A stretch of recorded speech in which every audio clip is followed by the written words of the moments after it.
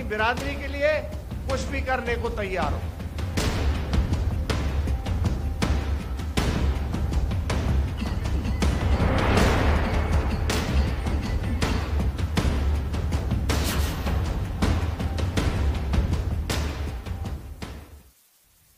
आरक्षण की ललकार। नमस्कार, बहुत बहुत स्वागत है आप सभी का। आप देख रहे हैं मारो राजस्थान। आप सबके साथ मैं हूं प्रियंका और बुलेटिन की शुरुआत बड़ी खबर के साथ करेंगे। राजधानी जयपुर से खबर है जहां पर जाट महाकुंभ का आयोजन किया गया है।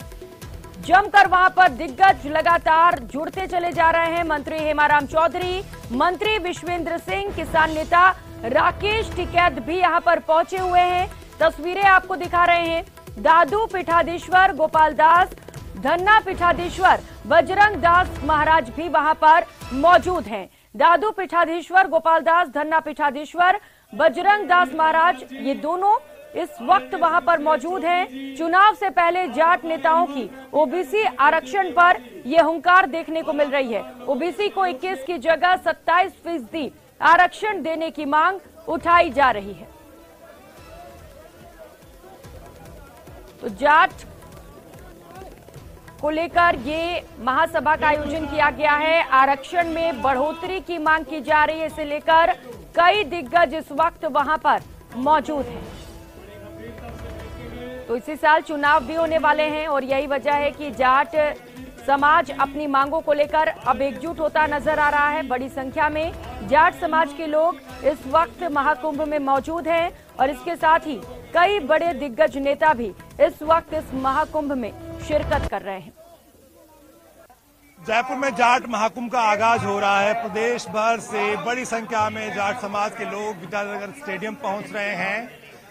जाट महासभा ने इस आयोजन को किया है और आज जो है यहाँ पर जुटने वाली जो भीड़ है वो तय करेगी कि जाट समाज की इस साल होने वाले चुनाव में दशा और दिशा क्या हो सकती है।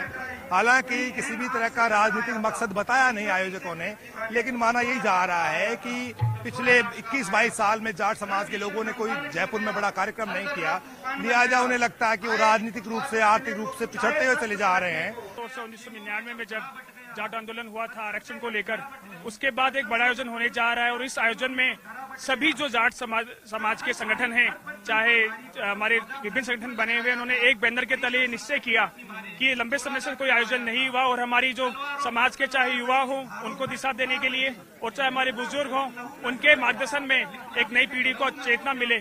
छटपटाहट भी है आप जैसे युवाओं में कि हमें भी अपना राजनीति में हिस्सेदारी चाहिए, हमें भी अब जो है स्थापित होना है, इसलिए भी कुछ ज्यादा लोग आ रहे हैं। जी, मैं छटपटाहट तो नहीं कहूंगा, लेकिन निश्चित तौर पे जो इस आज के महाकुंभ का मुख्य मुद्दा उसमें से एक ये भी है कि जो जातिगत जनगणना है उसके आधार पे प्रतिनिधित्व होना चाहिए। आप तो राजनीति की बात कर रहे हैं, मैं तो कहना चाहूंगा जो मुख्य मांग जो है वो सभी फील्ड के अंदर, विशेष तौर से सरकारी नौकरियों के अंदर, क्योंकि जाट समाज आज राजस्थान के अंदर सबसे अधिक संख्या के रूप में प्रतिनिधित्व करता है राजस्थान की जनसंख्या का। तो उसी आधार पे जाट समाज के सभी लोगों की ये मांग है कि जातिगत आधार पर जनगणना हो। प्रतिनिधित्व जितना होना चाहिए संख्या के आधार पे, वो जाट समाज का भी नहीं है। उसके लिए आज महाकुंभ का मुख्य रूप से ये मांग भी रखी गई है। और उसके अलावा जो समाज के बड़े बुजुर्ग हैं उनका मानना है कि युवा पीढ़ी है उसे भी नशे से दूर रखा जाए।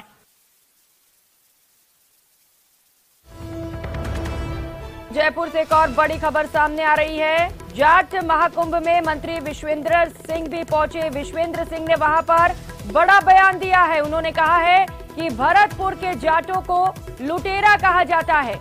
मुगलों से हम दौलत छीन लेते थे। भरतपुर राजवंश की 14वीं पीढ़ी का वारिस हूं। 1990 में 26 साल की उम्र में लोकसभा से इस्तीफा दे दिया। जहां समाज के फायदे की बात होती है वहां सबसे आगे दिखूंगा।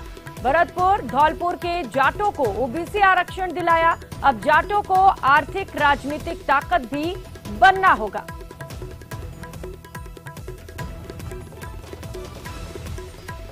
हम लोगों को लुटेरा कहा जाता है भरतपुर के जाटों को, और लोग कहते हैं, लेकिन जो मुगल कारवां निकलते थे उनको से हम सब सामान छीन लेते थे। छीनने में और लूटने में बहुत फर्क है। जबरदस्ती तलवार की नोक पर सीखते थे। मैंने लोकसभा से इस्तीफा दिया। अकेला जाट था जिसने इस्तीफा दिया लोकसभा से 26 साल की उम्र में।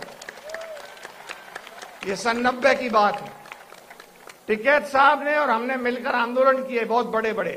आपने सिसौली में मीटिंग भी कराई इसमें 1.5 लाख से ऊपर आदमी थे और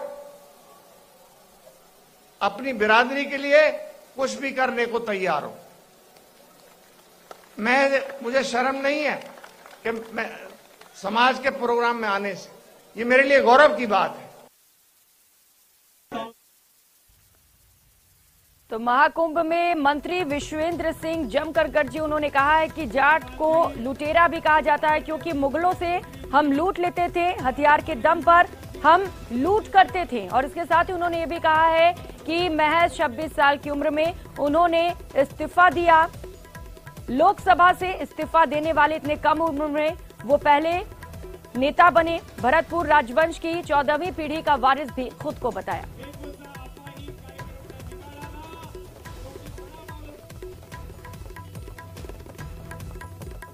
तो जाटों के महाकुंभ, हमारे बीच पूर्व मंत्री हमारे बीच पधार चुके।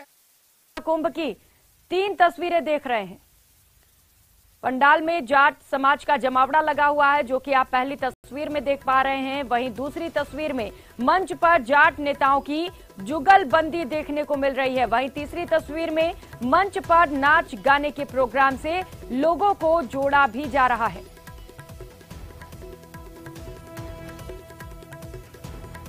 तो राजधानी में जाट महाकुंभ का आयोजन किया गया है। बीजेपी और कांग्रेस दोनों ही ओर से बड़े बड़े नेता इस महाकुंभ में शिरकत कर रहे हैं। तस्वीरें अलग अलग इस वक्त आपके टीवी स्क्रीन पर 3 तस्वीरें आप देख पा रहे हैं। दिग्गजों का जमावड़ा वहां पर लगा हुआ है। बड़ी संख्या में कई बड़े नेता इस महाकुंभ में पहुंच रहे हैं, इससे जुड़ रहे हैं, बड़ी बड़ी बातें कर रहे हैं। वहीं दूसरी तस्वीर जाटों की जुगलबंदी का आप देख पा रहे हैं, जहां पर प्रोग्राम किए जा रहे हैं। और तीसरी और आखिरी तस्वीर जो आप देख पा रहे हैं, वहां पर कार्यक्रम आयोजित किए जा रहे हैं, जिससे कि बड़ी संख्या में लोग इस महाकुंभ से जुड़ सके। तो आरक्षण में वृद्धि की मांग है और इसी को लेकर इस महाकुंभ का आयोजन किया गया है।